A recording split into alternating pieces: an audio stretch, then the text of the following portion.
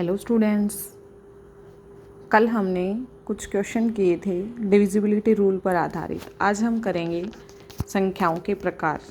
हम अलग अलग प्रकार की संख्याएं पढ़ते हैं, काउंटिंग होती हैं, नंबर्स होते हैं, उनसे अलग हम पढ़ेंगे। आज पूर्ण संख्याएं क्या होती हैं, प्राकृतिक संख्याएं क्या होती हैं, पूर्णांक क्या होते हैं। पूर्ण संख्याओं को इंग्लिश में होल नंबर बोला जाता है। होल नंबर्स 0 से शुरू होते हैं, 0, 1, 2, 3, 4, 5 अप टू सोन चलते रहते हैं।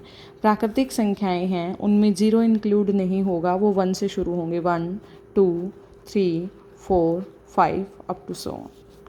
जो हमारे पूर्णांक होते हैं वो पॉजिटिव नंबर्स भी होते हैं और नेगेटिव नंबर्स भी होते हैं। पॉजिटिव और नेगेटिव नंबर्स को हम पढ़ते हैं किसी संख्या रेखा पर। संख्या रेखा पे जहाँ बीच में हमारा 0 होता है, एक साइड पॉजिटिव वैल्यूज़ चलती हैं और दूसरी साइड हमारी नेगेटिव वैल्यूज़ होती हैं। तो जो पूर्णांक होते हैं, इनको इंग्लिश में इंटीजर्स बोला जाता है, वो हमारे नेगेटिव नंबर भी होते हैं और वो हमारे पॉजिटिव नंबर्स भी होते हैं। ये हमारे पूर्णांक हैं, ठीक है। इसके बाद इन पूर्ण, प्राकृतिक और पूर्णांक संख्याओं को भी बांट के अलग अलग किया गया है। वो कैसे किया गया है हम देखेंगे एक बार। आगे हमें अगर इनका पढ़ते हैं तो हमें मिलती हैं सम संख्याएं। हम जानेंगे सम संख्याएं क्या होती हैं, विषम संख्याएं क्या होती हैं, भाज्य संख्याएं क्या होती हैं और अभाज्य संख्याएं क्या होती हैं। सम संख्याएं ऐसे नंबर्स होते हैं जो हमारे 2 से पूरे पूरे डिवाइड हो जाते हैं। 2 से पूरे पूरे डिवाइड का कल हमने डिविजिबिलिटी रूल पढ़ा था, जिनका इकाइकांक 0 होगा, 2 होगा, 4 होगा, 6 होगा और 8 होगा। ये सारी की सारी हमारी क्या होती हैं, सम संख्याएं होती हैं। इनको छोड़ के जो भी बच गया 10 तक की, उसमें जिसके लास्ट में 1 आएगा, 3 आएगा, 5 आएगा, 7 आएगा या फिर 9 आएगा, वो सारी हमारी क्या होती हैं, विषम संख्याएं होती हैं। इन दोनों को एक एक एग्जाम्पल से लेके चलते हैं। मान लो हमारा 42 है, 42 सम संख्या में रखा जाएगा। मान लो हमारा 41 है, विषम संख्या में रखा जाएगा क्योंकि इसके लास्ट में 1 है। 44 है, ये हमारा सम संख्या में रखा जाएगा। इसी प्रकार 43 है हमारा, विषम संख्या में रखा जाएगा। मान लें हमारे पास की 46 है, ये सम संख्या में रखा जाएगा। 45 को विषम संख्या में रखेंगे, 48 को हम सम संख्या में रखेंगे, 47 को हम विषम संख्या में रखेंगे। इसी प्रकार अगर 50 मतलब लास्ट में 0 आ गया तो ये भी हमारी एक सम संख्या होगी। 49 को हम फिर से विषम संख्या में रखेंगे।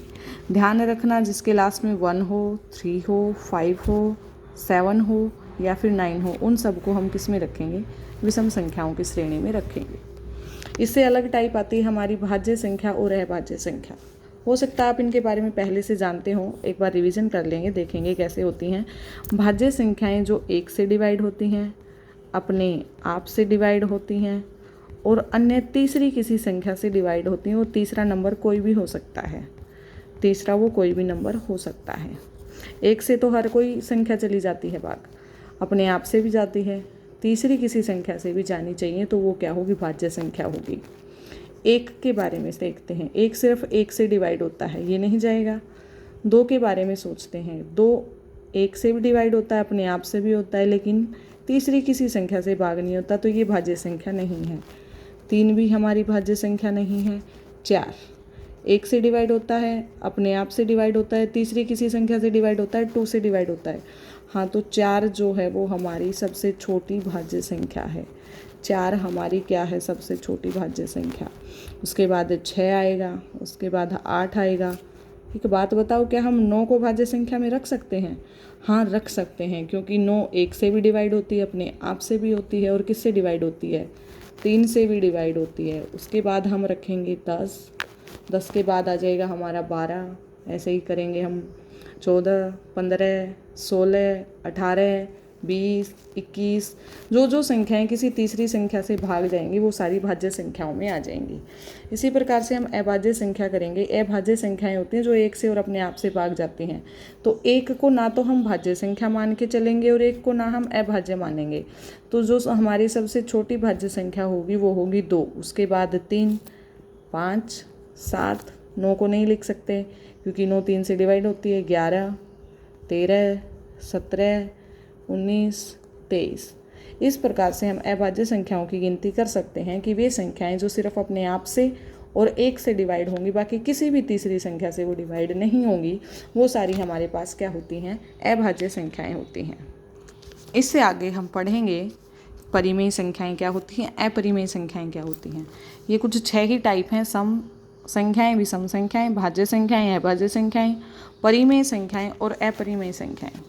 परिमेय संख्याएं कौन सी होती हैं, जिनको p/q की फॉर्म में लिखा जा सकता है। p/q की फॉर्म में लिख के q की वैल्यू नॉट इक्वल टू 0 होनी चाहिए।